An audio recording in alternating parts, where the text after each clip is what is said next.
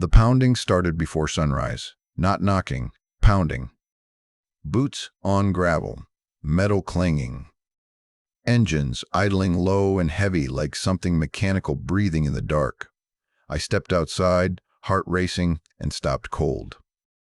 3 trucks. Contractors. Security. Survey markers already stabbed into my lawn like warning flags. And in the center of my yard stood Darlene Whitmore, perfect posture. Clipboard in hand. Calm. Too calm. Too calm. "Begin," she said. A trenching machine rolled forward. "Stomp."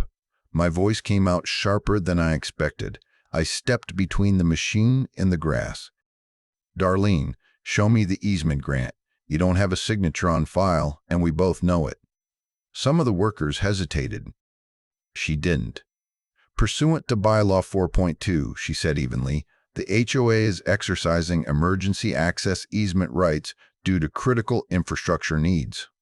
My stomach tightened. Emergency easement, not ownership.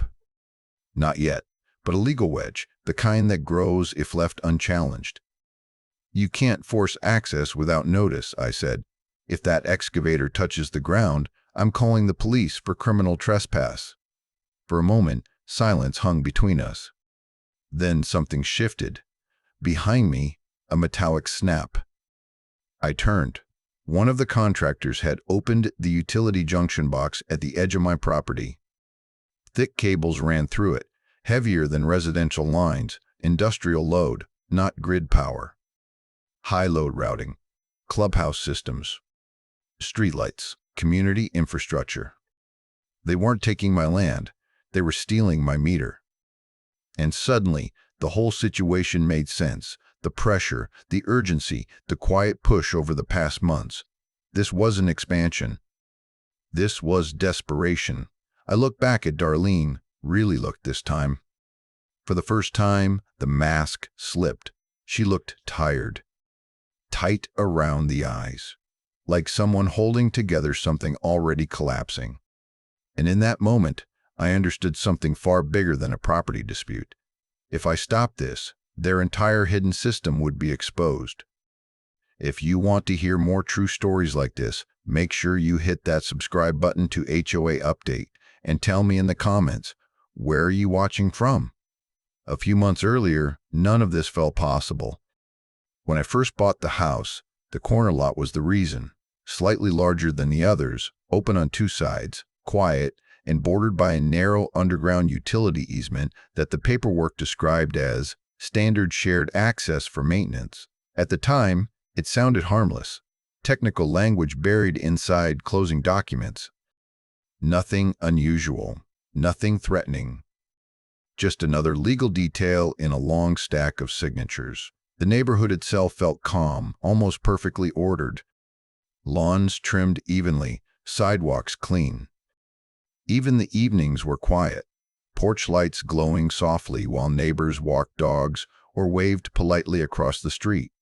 It was the kind of place where life seemed predictable in a comforting way.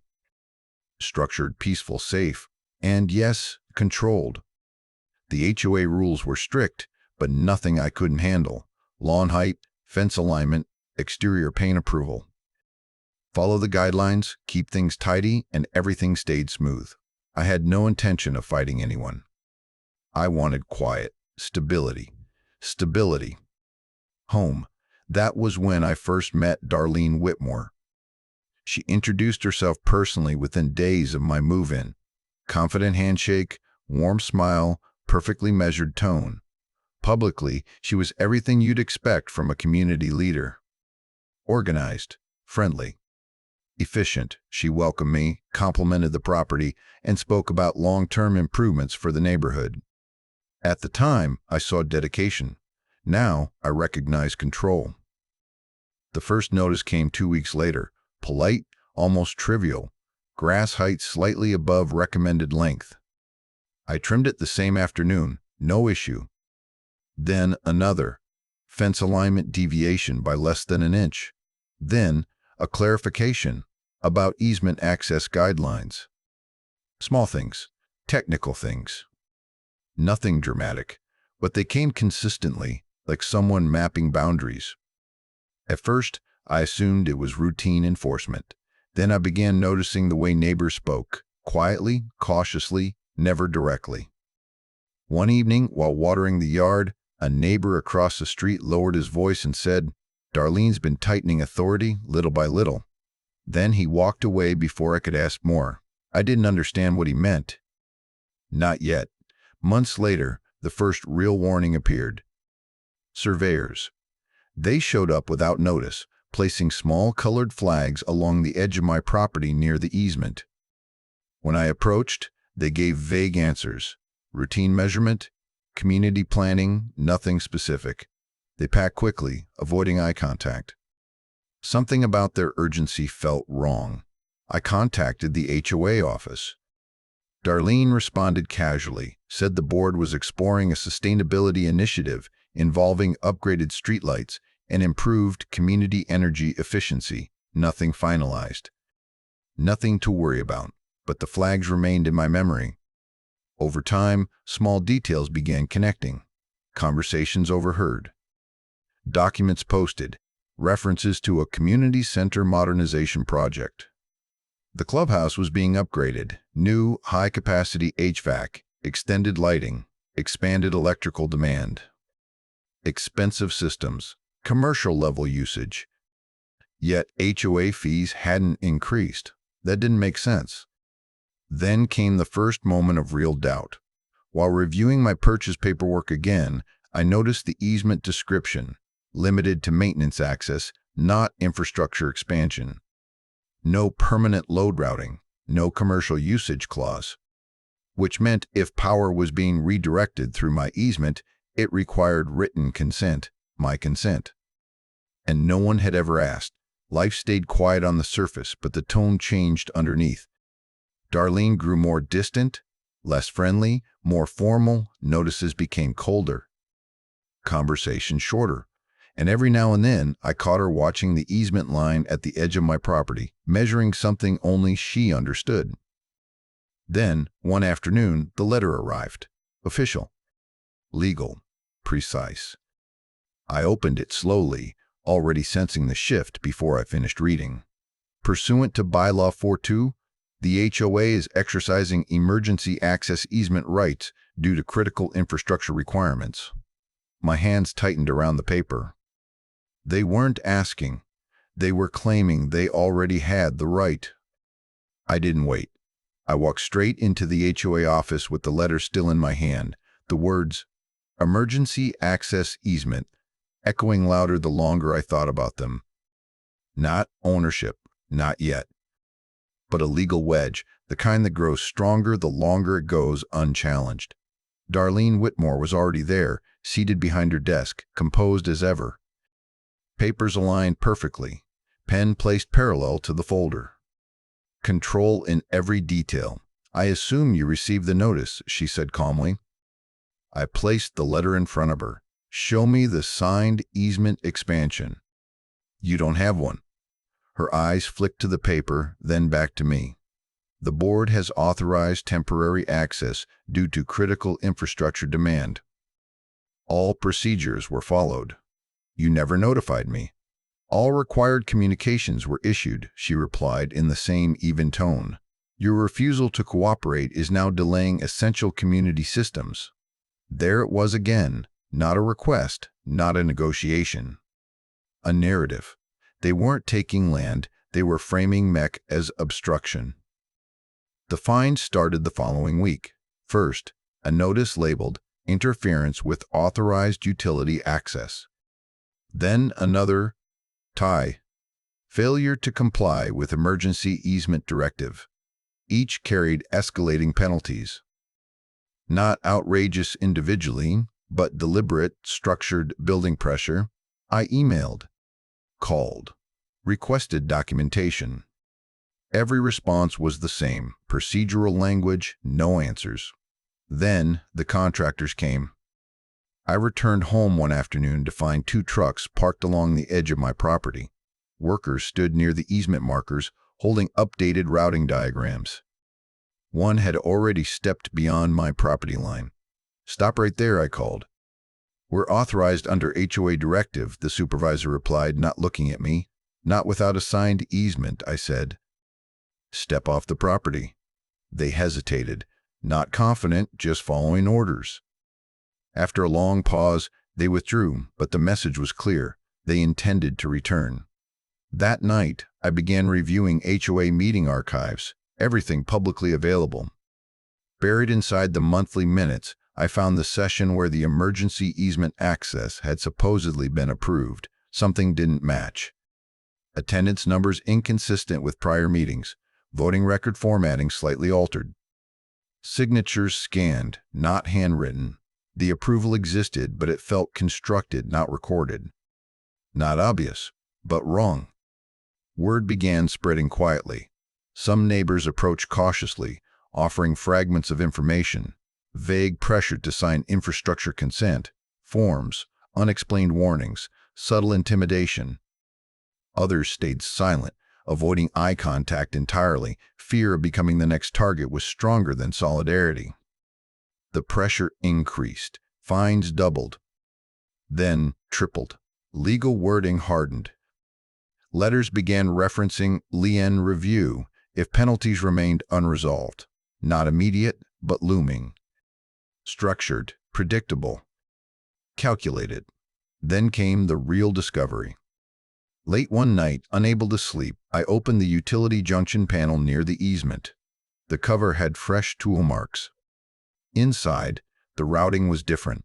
Additional load lines had been installed, heavier, commercial grade. Not full grid power, but high load systems. Clubhouse HVAC routing.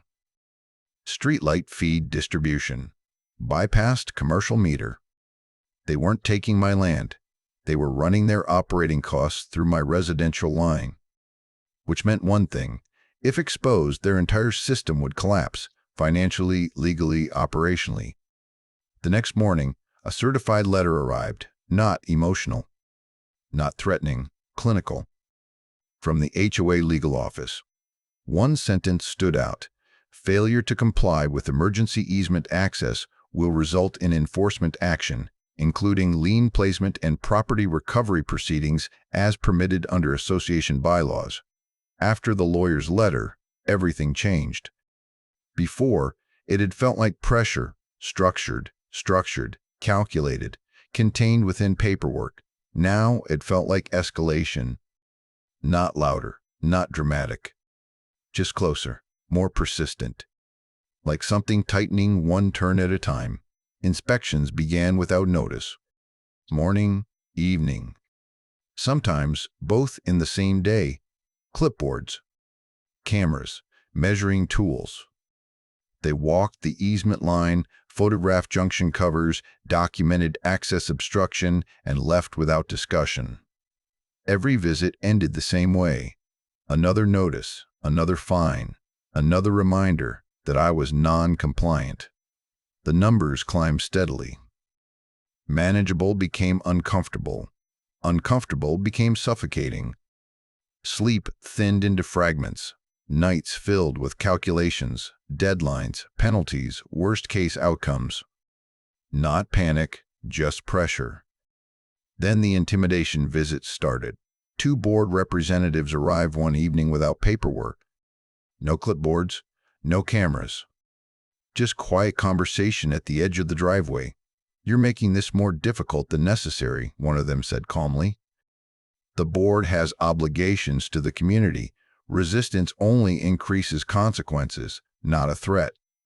A warning wrapped in procedure. I didn't respond. Days later, I came home to the sound of machinery. A narrow trench had already been cut along the outer edge of the easement. Shallow, deliberate, unmistakable. Fresh soil piled along the grass like a line drawn in advance. "Shut it down," I said sharply, stepping forward.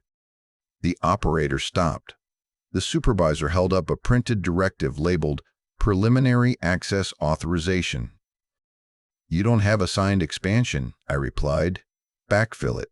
For a long moment, no one moved. Then, slowly, they powered down. The trench remained, small but symbolic. They weren't asking anymore. They were testing limits.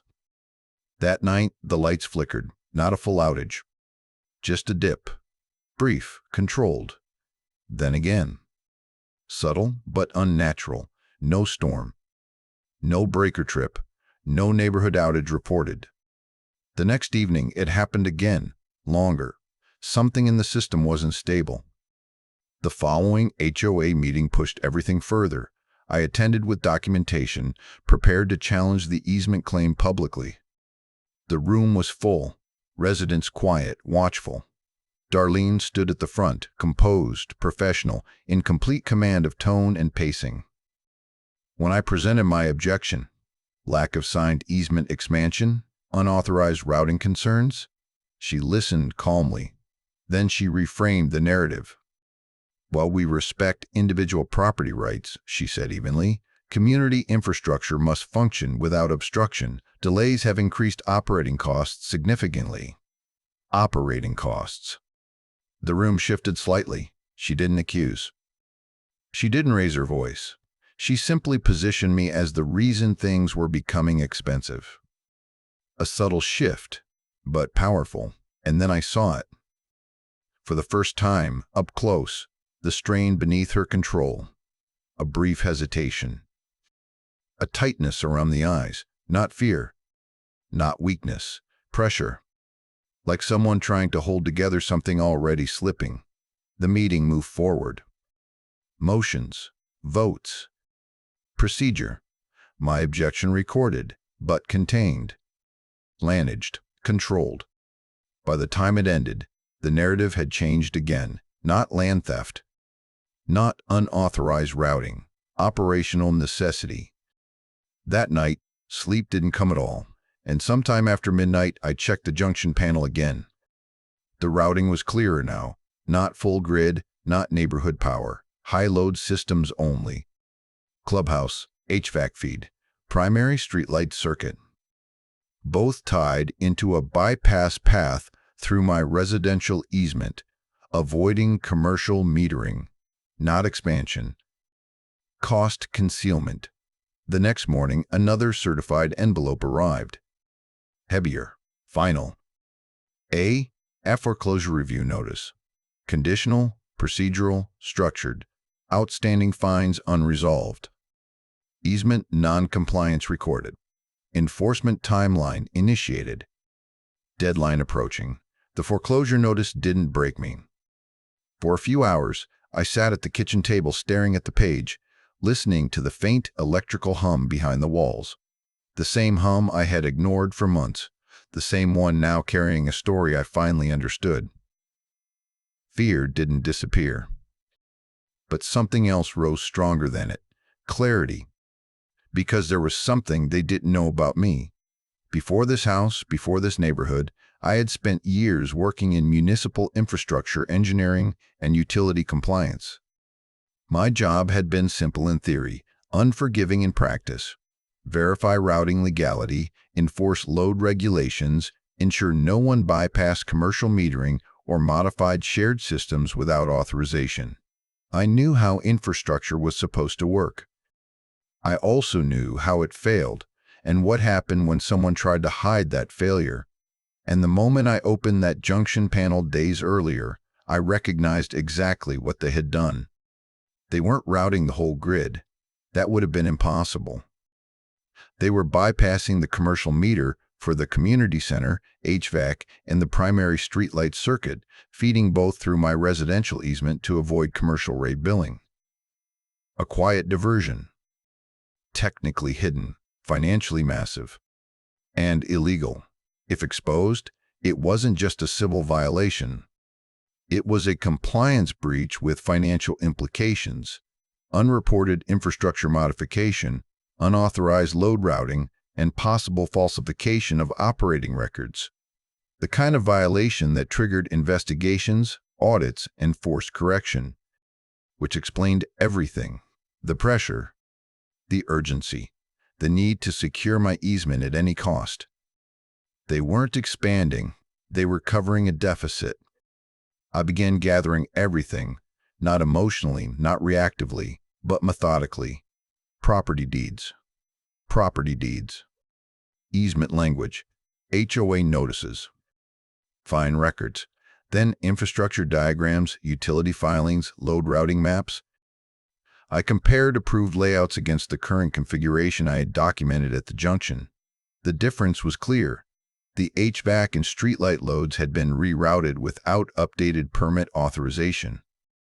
No commercial meter reporting, no regulatory amendment, which meant, if verified, the system could be forced offline until corrected, not revenge. Compliance. And compliance had rules. By midnight, I had mapped the full routing chain.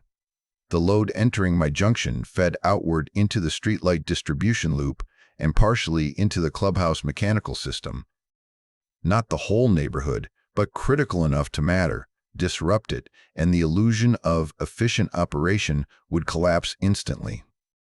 I leaned back, exhaustion mixing with something sharper, resolve. For months, they had pushed carefully, fines, pressure, legal framing, assuming I would comply before I understood. They believed control came from authority. But control comes from knowledge, and now I had it. I organized everything, diagrams, photos, documentation, preparing not for confrontation, but for verification. One clause in the compliance code stood out. Unauthorized infrastructure affecting shared safety systems could trigger a mandatory regulatory review and temporary shutdown until corrected. Rare, powerful, lawful. I stood near the window, looking out at the quiet street, streetlights glowing evenly, clubhouse systems humming somewhere in the distance. Everything appeared normal, stable, controlled. But beneath the ground, the routing told a different story, one dependent on a single junction. My junction.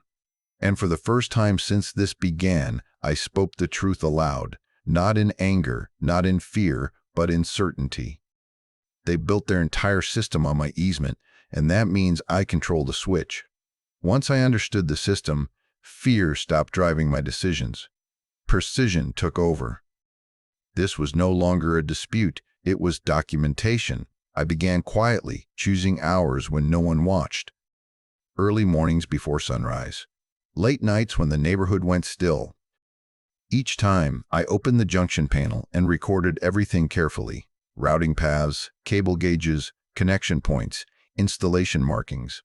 I mapped the flow outward, one line feeding the clubhouse mechanical system, another feeding the primary streetlight loop running across the main roads.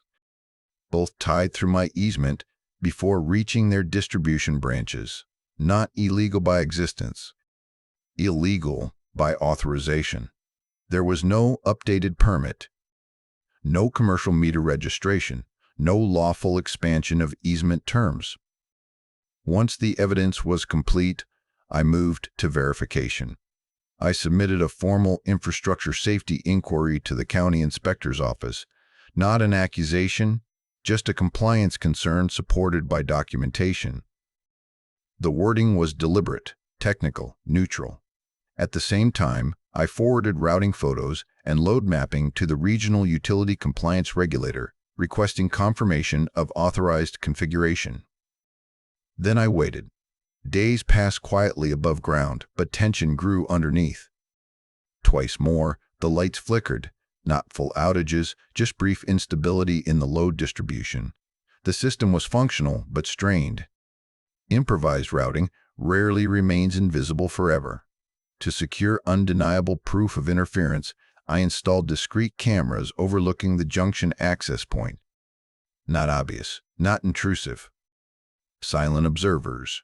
3 nights later, they captured exactly what I needed. 2 figures approached the panel after dark, one unmistakable. The operations coordinator reporting directly to Darlene. They opened the junction, adjusted routing, resealed it. No inspection permit. No utility supervision. Unauthorized modification. I archived the footage without reaction. Meanwhile, something else began shifting. Neighbors started speaking, quietly, cautiously. A few had received vague requests to sign infrastructure acknowledgement forms months earlier. Others mentioned sudden increases in HOA spending tied to the clubhouse renovation and new lighting installation. No one had proof, just suspicion. Now, with questions surfacing, several agreed to document what they had seen.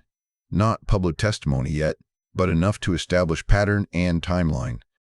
The picture was complete, but pressure didn't stop. Darlene made her move soon after. A formal notice circulated to all residents announcing a safe final vote, permanent recognition of emergency easement access over my property, framed as necessary for community infrastructure continuity. Once passed, the temporary claim would gain legal strength through continued use, a prescriptive foothold. The meeting was scheduled for the end of the week. Public. The D. Binding. Final. They believed they were securing control. They had no idea they were walking into verification. I prepared the last piece, a formal compliance notice draft supported by routing documentation, footage timestamps, and easement terms. It wouldn't shut anything down automatically. But if confirmed during official review, regulatory protocol required temporary disconnection of unauthorized load routing until corrected. Procedure. Not retaliation. By the night before the meeting, everything was ready. Documentation compiled. Evidence secured. Inquiry acknowledged by inspectors. Utility regulator notified. Nothing dramatic, just systems aligning with fact. I stepped outside briefly, looking across the quiet street. Streetlights glowing evenly. Houses calm. Everything appearing normal. But beneath the ground, the system was fragile, dependent on a connection never meant to carry what it now carried. And tomorrow, that connection would be questioned. Inside the meeting hall, they would arrive confident, prepared to formalize control. They believed the outcome was inevitable. But for the first time since this began, I wasn't afraid of that room. Because tomorrow both sides would walk in ready, and only one would walk out with the truth. The meeting hall was already full when I arrived, every chair taken. People standing along the walls, low whispers moving through the room like static before a storm. Neighbors who once waved casually across lawns now sat stiff, uncertain, watching. Some avoided my eyes. Others studied me carefully, as if trying to decide whether I had come defeated or prepared. At the front, Darlene Whitmore stood behind the long board table, posture straight, expression composed. Documents stacked neatly, agenda printed. Motions prepared. Control. Visible, structured, deliberate. But tonight something was different. Beneath the surface calm, there was strain. Subtle, almost invisible. A tightness in her jaw. A pause before turning pages. Not fear, pressure, like someone holding together numbers that refused to balance. I took my seat near the center, folder resting on my lap. Inside, routing diagrams, permit records, easement language, footage stills, compliance references, every piece positioned, every detail verified. Not emotion, evidence. The meeting opened formally. Attendance roll. Procedural language, routine approvals moving one by one. But no one was listening to the small items. Everyone knew why we were there. Then Darlene stood. As you are aware, she began smoothly, voice steady, the board has worked to maintain uninterrupted operation of critical community systems, including upgraded lighting and facility infrastructure. Unfortunately, continued resistance from one property owner has delayed necessary stabilization. A few murmurs moved through the room. She didn't look at me yet. Temporary emergency easement access was granted under Bylaw 4.2, she continued. Tonight, the board seeks to formalize that access to ensure long-term continuity and prevent further operational disruption. There it was. Not land seizure, not ownership. Prescriptive control through continued use. Across the room, I noticed movement near the back. The county infrastructure inspector had arrived quietly, taking a seat without announcement. Beside him, a representative from utility compliance. Observers. Silent. Waiting. Darlene lifted a document from the table. This vote confirms permanent recognition of infrastructure routing across the designated easement, she said. All procedural requirements have been satisfied. She finally looked directly at me. Unless there is any final statement, she said calmly, confident, certain of outcome, we will proceed. For a moment, the room felt suspended, breath held, tension thick. This was the point where pressure usually wins, where resistance fades, where control becomes permanent. I stood slowly. The chair scraped softly behind me. Dozens of eyes turned. The whispers stopped. Even Darlene's composure shifted, just slightly. I held the folder in my hand, feeling the weight of everything inside it. When I spoke, my voice was calm, not loud, not angry, precise.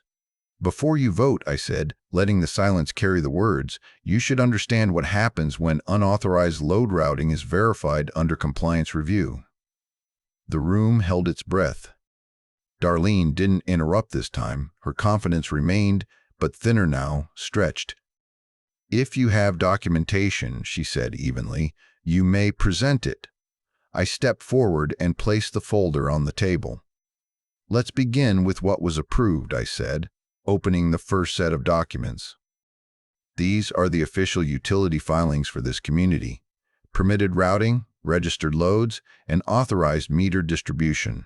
Then I placed the second set beside them. And these reflect the current configuration. I pointed to a marked junction node. The clubhouse, HVAC, and primary streetlight circuit are being supplied through a bypass path connected to my residential easement. There is no registered commercial meter for this routing. No amended permit, no authorized easement expansion. Murmurs spread through the room. People leaned forward, whispering. Darlene spoke quickly. Those diagrams are misinterpreted. The board approved. I slid another page forward. This is the meeting record where that approval supposedly occurred. Attendance count, inconsistent. Signature format altered. It does not meet procedural validation. Her composure slipped, just for a second. Then I placed the printed stills from the camera footage. 3 nights ago, I said calmly, unauthorized personnel accessed the junction panel and modified routing without inspection clearance. A wave of tension moved through the room. Then a voice from the back spoke. The documentation is consistent. The county infrastructure inspector stepped forward, badge visible, expression firm. Silence fell instantly. We reviewed the submitted materials earlier today, he continued. The current routing configuration does not match registered infrastructure filings. The HVAC and streetlight load are connected through an unregistered bypass. Darlene stood abruptly. There must be a misunderstanding. There is not, the inspector replied. Unregistered load routing affecting public systems requires immediate correction. He turned toward the utility compliance representative, who nodded once. Then he reached for the control authorization.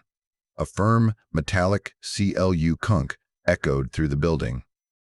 Outside the windows, the streetlights lining the roads flickered, then went dark all at once. The room fell into dim gloom, lit only by emergency exit signs. Gasps. Silence. Realization. The bypass had been feeding the streetlight circuit through my easement, and now it was disconnected. Darlene's face changed completely. Not composed. Not controlled. Exposed. The routing was installed under board authority, the inspector said calmly.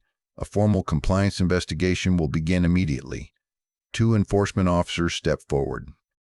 No resistance, no argument. Just the quiet collapse of control. Outside, utility crews began controlled correction, rerouting the streetlight circuit and separating the clubhouse load from the unauthorized bypass. Not under HOA direction, but under regulatory supervision.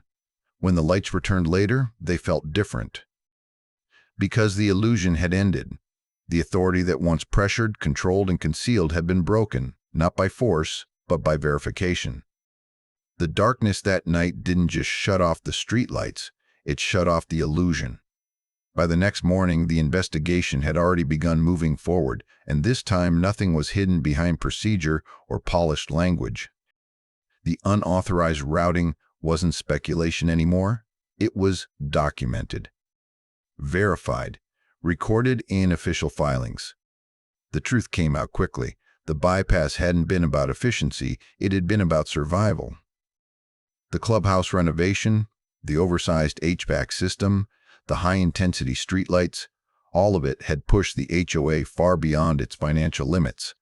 Reserve funds were nearly gone, operating costs rising, and the fiscal audit was approaching. Routing those loads through my residential easement had concealed the real expense, buying time, hiding numbers, delaying collapse, and at the center of it all was Darlene Whitmore. When I saw her again during the compliance review, she looked nothing like the woman who once stood confidently in my yard. The control was gone. The certainty gone. Beneath the calm expression was exhaustion, the look of someone who had tried to outrun a mistake until there was nowhere left to run. She had not built the system out of power, but out of desperation. But desperation doesn't erase consequences. Within days, she was formally removed from her position pending legal proceedings tied to unauthorized infrastructure modification, falsified procedural records, and regulatory violations. Other board members who had supported the decision stepped down under review. Financial oversight was placed over the HOA, and a full audit began. The structure that once felt untouchable had collapsed quietly, not in chaos, but in exposure. Then something unexpected happened. The neighborhood changed. Without pressure, without quiet intimidation, people began speaking openly again. Neighbors who once stayed silent started stopping by, some hesitant, some direct. A few apologized for not questioning sooner. Others admitted they had sensed something was wrong, but hadn't known how deep it ran. What had once been tension slowly shifted into something stronger: awareness, honesty, community. The HOA itself was rebuilt, this time transparent. Elections monitored, finances open. Decisions documented publicly. The same system that had once been used to control was reshaped to protect. And my land, my easement, was restored completely. The county confirmed there was no permanent access claim, no prescriptive right, no lawful expansion. The unauthorized routing was removed, and the streetlight and clubhouse systems were reconnected properly through approved commercial channels. My property title remained untouched, clear, intact, fully mine.